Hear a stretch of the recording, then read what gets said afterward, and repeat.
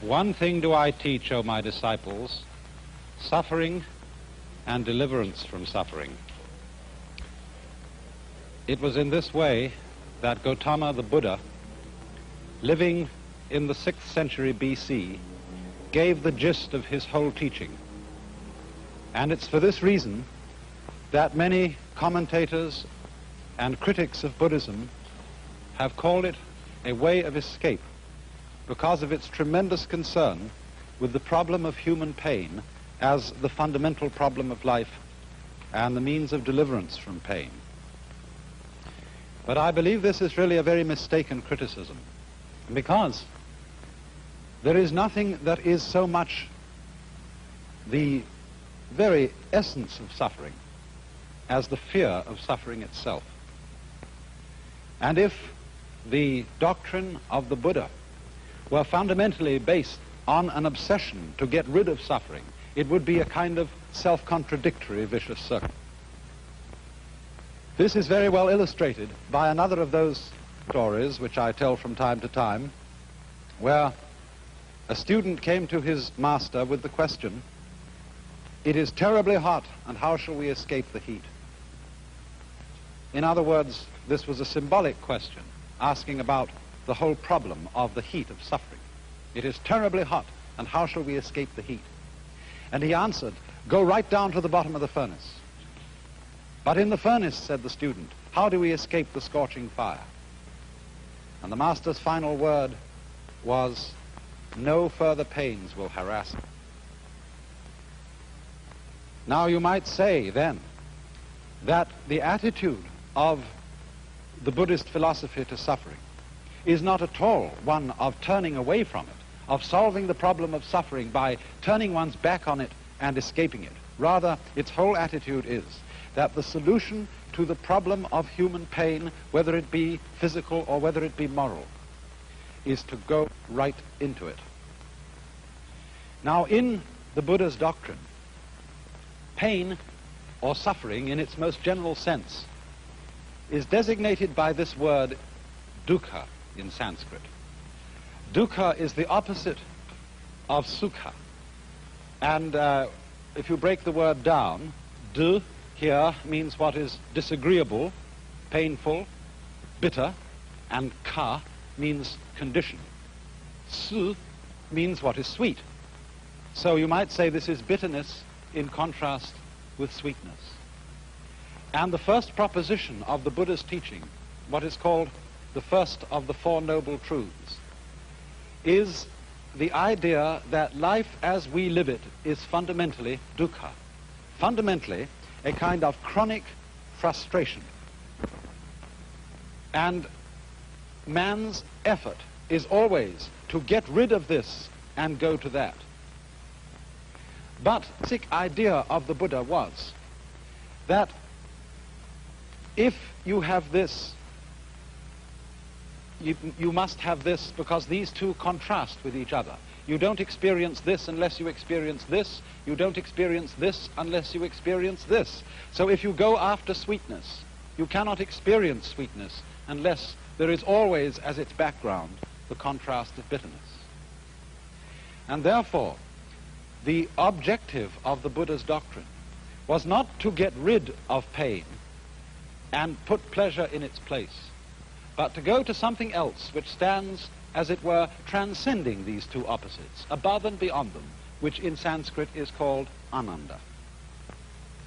That word is usually translated bliss, but in a rather unusual sense. There is a poem, again from the tradition of Chinese Zen, which says, "Under the sword lifted high, there is hell making you tremble. But go straight ahead, and there is the land of bliss." And so bliss here has a very special meaning. It isn't bliss in contrast to agony. And I think probably the best way of translating the word ananda is to use the English word ecstasy.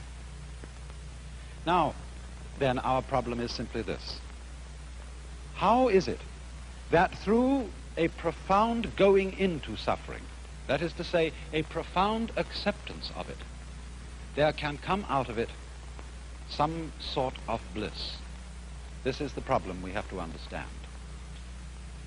Now, first of all, by way of illustration, I would like you to consider a mild but nevertheless chronic form of suffering which we constantly undergo, the experience of fear. What is fear? What, in other words, when you are afraid, are you actually feeling? A great deal of the doctrine of primitive Buddhism, as we have it recorded from the Buddha's own teachings, is concerned with close attentiveness to one's inner feelings and states of mind, a careful watching of them to find out what they really are. And supposing then you're afraid, what happens to you? Many people, when asked this question, seem strangely unaware. Their thoughts are concentrated on the particular imagination of the feared event happening. In other words, a person is afraid of having a certain sickness, disease, and he keeps thinking of what it might be like to have that disease. But supposing we switch our attention from that and concentrate for a moment on what it simply feels like to be afraid, we find, don't we, that we get a kind of creepy feeling up the spine. We get a sort of sinking or hollow feeling in the pit of the stomach, and a clammy sensation in the palms of our hands. Now, as a matter of fact, that's not really very painful, is it? That's all that's the matter with you, and that's the worst that life can do to you at that moment. Furthermore, notice something else, that when you have what you call fear, you have also precisely the same sensations that you have in a totally opposite situation, when you have what we call shudders or thrills of delight. They are the same shudders, the same trembles, sometimes even the same creepy feeling up the spine, the same sinking feeling in the pit of the stomach, that a very profound, positive emotional experience can excite. So that we find that our feelings depend, for their valuation as to whether they be positive or negative, very much as to the context in which they occur. For example, say a father is playing with his boy, and he gives him a slap on the behind. The boy looks around, and if he sees an angry expression on his father's face, he feels hurt. It was painful. But if he sees his father is laughing at him and was just teasing him, it doesn't hurt him at all. And so it is with all our sensations. The way they impress us positively or negatively, as good or bad, depends to a very large extent on the context in which they are set. Take, for example, in a poem like this by the humorous poet Thomas Hood.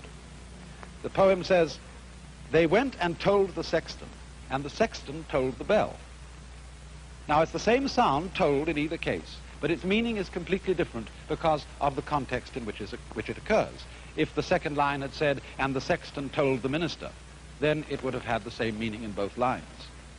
And just as words change their meaning in accordance with their context, so the meaning of what we experience alters.